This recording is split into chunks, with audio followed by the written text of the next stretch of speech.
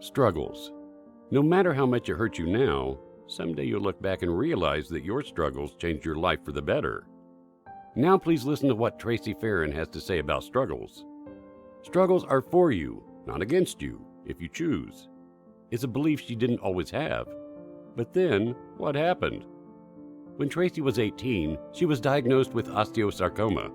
In common man's language, bone cancer, a bone cancer that targets the young.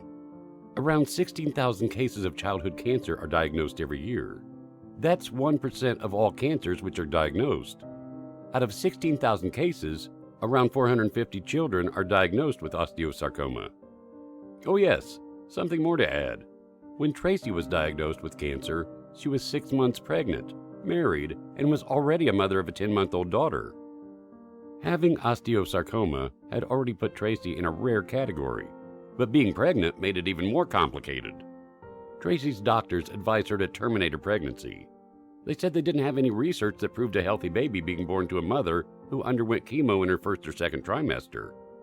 But Tracy told her doctors, in clear terms, that termination of her pregnancy was definitely not an option. She said firmly that chemo would have to wait till after the baby was born. The doctors were equally firm and told her that waiting was equally not an option. It's because it could be too late. High-grade osteosarcoma. Yes, Tracy had high-grade osteosarcoma, which means it spreads quickly if left untreated. And once it spreads to her lungs, her 5-year survival rate would go from 60 to 80% to 40%. And if it spreads to any other part of her body, it's worse. Her 5-year survival rate would drastically drop to 15 to 30%. Well, a mother, no matter how young she is, her instincts to protect her baby are fierce and aggressive. All Tracy could think about was saving her unborn child's life. Ironically, her doctors were thinking only about saving her. The argument they put up was that she had to choose between her daughter, who was already born, and the one who was growing inside her body. In simple words, choosing Ellie meant losing faith, and losing faith meant choosing Ellie in her own life. The toughest choice to be made was left with Tracy. She had to make this impossible decision. How could a mother make that kind of decision? Well, Tracy was stubborn. She was also a fighter. Just tell her no. Tell her she can't. Tell her it's impossible, and she'll prove you wrong. So Tracy didn't budge on termination, and the doctors, with their backs against the wall, told her that if she gave Faith just a few weeks to allow her to hit her 3rd trimester, she would probably have a good shot at survival, but that they can't give Tracy any guarantee or tell her what chemo would do to her. After a discussion with her mother and taking into consideration all 3 of them, Tracy agreed to undergo the treatment, but not until Faith hit her 3rd trimester, and it was only 3 weeks out. Yes, that was the best way to give them all a fighting chance, to stand together till the end of this. Well, Ellie could have a mother. Faith had a chance at life, and Tracy will live as well. Tracy, in her heart of hearts, knew Faith would be okay, but in case she had any issues, they would deal with them. After waiting for 3 weeks, Tracy was scheduled to be admitted to MDA on 9/11 of 2001. Yes, the day America stood still. The day that transformed America and so many lives forever. The day America was under attack. The day no American will ever forget.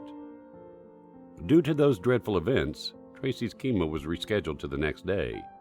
While the world was glued to their TV screens and America was getting ready to fight it out, Tracy, as well, was under attack and was preparing for the biggest and toughest battle of her life. Tracy had another traumatic experience. After her first round of chemo, Tracy's husband left her. She holds no ill feelings toward him, although she felt brokenhearted. Her family told her he couldn't stand by and watch helplessly as the girl he loved died. Even though she kind of grasped that, it didn't make her feel any better. He was too young, and she knew expecting him to care for her was asking a lot of him. He did the best he could under horrible circumstances. Tracy filed for divorce. Tracy underwent 2 more rounds of chemo. Her daughter was born 6 weeks early. The doctors wanted to take her out as soon as possible to avoid any major complications. While Tracy was lying on the bed, as bald as Mr. Clean, Faith was born at 3 pounds 10 ounces screaming with a head full of dark brown hair. All of them, the doctors, her family, and she, took this as a good sign. They understood this meant she was a fighter and was going to be okay. While she stayed in the NICU for a few weeks, putting some meat on her bones, Tracy headed back to the purple floors of MDA to continue one more round of chemo before having the 13-hour-long limb salvage surgery. Christmas was fast approaching, and Tracy was still in the hospital recovering from the surgery. The doctors didn't think she would make it home for Christmas, but she assured them she would. They thought Tracy didn't understand what they were telling her, but she had understood them clearly. They didn't understand her.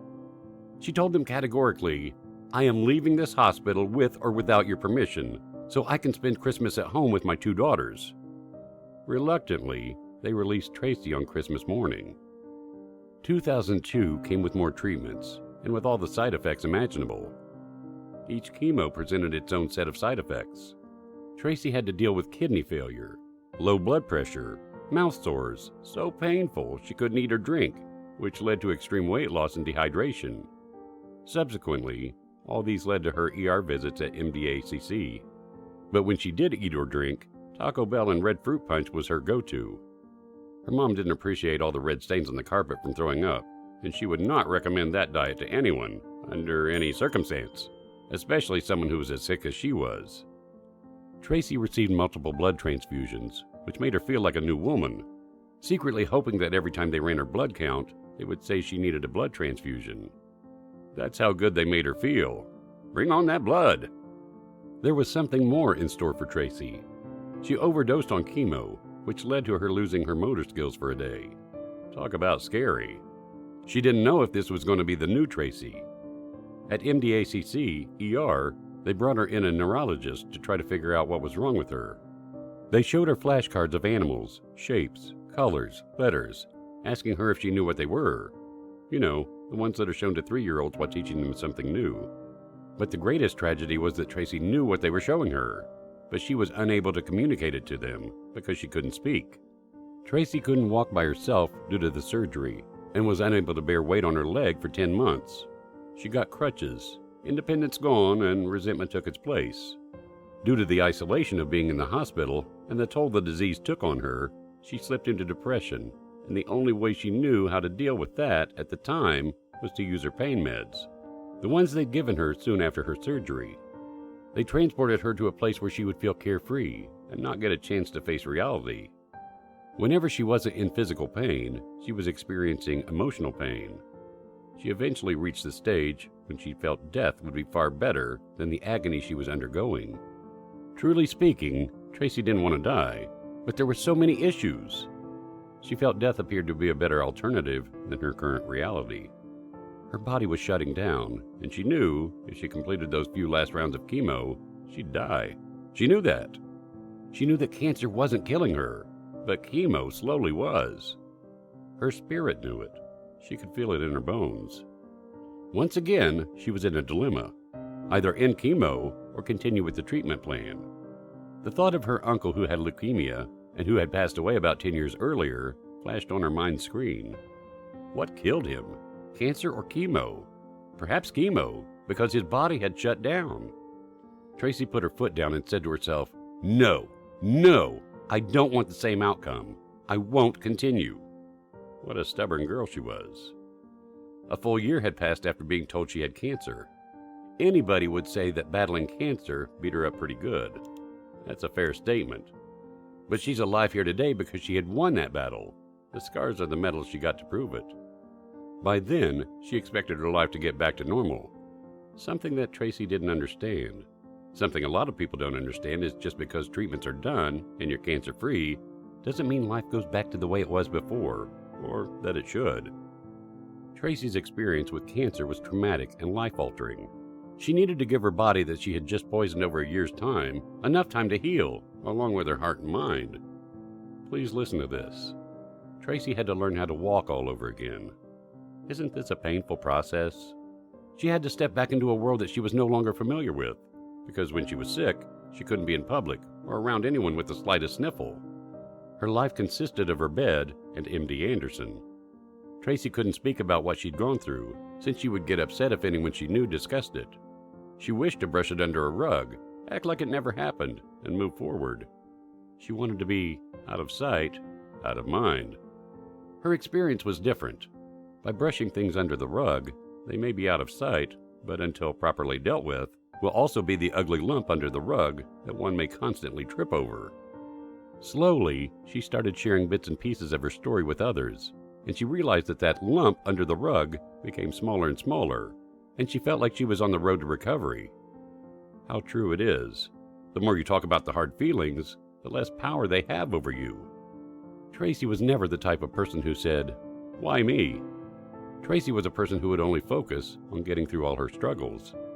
At least the person asking, "Why me?" is expecting some kind of understanding. Tracy didn't care to understand. She just wanted to get out of the discomfort. She's gone through a lot. Cancer was the ultimate struggle. She wanted to believe it wasn't all for nothing, and that good could come from it. One day, she decided to dive into understanding struggles. Her modus operandi was through reflection of her struggles. The idea that struggles could be for her instead of against her led her to perceive them. Her perception led her to her belief, and her belief led her to her actions. She came to a realization that struggles weren't the real enemy. Struggles were, in fact, opportunities for growth. Maybe big or small, the struggles always offer values. It's up to you to take what they offer and execute them in your lives. This is Tracy Ferrin's struggle formula. First stage, acknowledge the difficulty as a struggle. Second stage, know the 3 types of struggles. 1. Self. Pain inflicted by self, based on one's own choices. 2. Others. Pain inflicted on us, through other people's choices. 3. Life. Pain inflicted on us due to no one's fault, like cancer. Third stage, identify the category to which your struggle belongs to. Fourth stage, reflection. Reflect.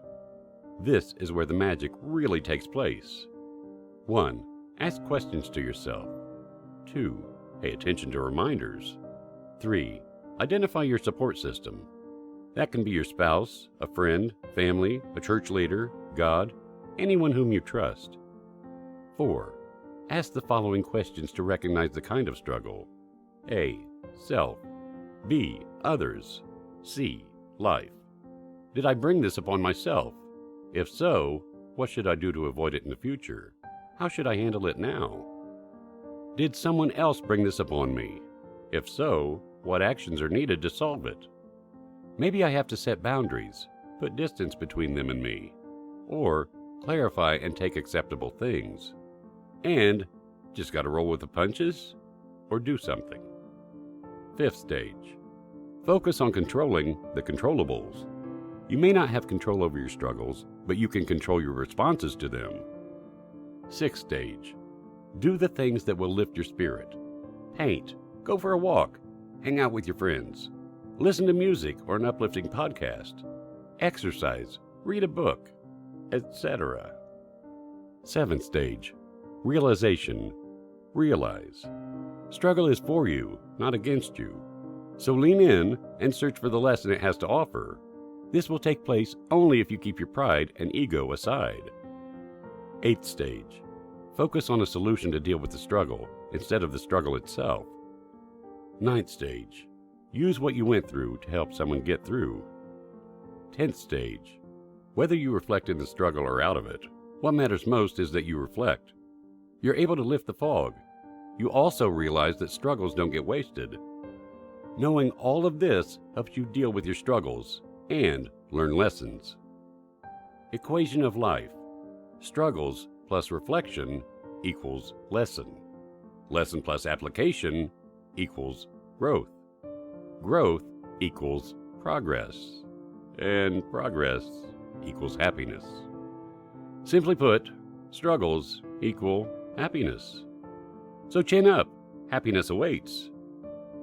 Having had cancer was the worst struggle Tracy had ever experienced. But was it possible for her to change it?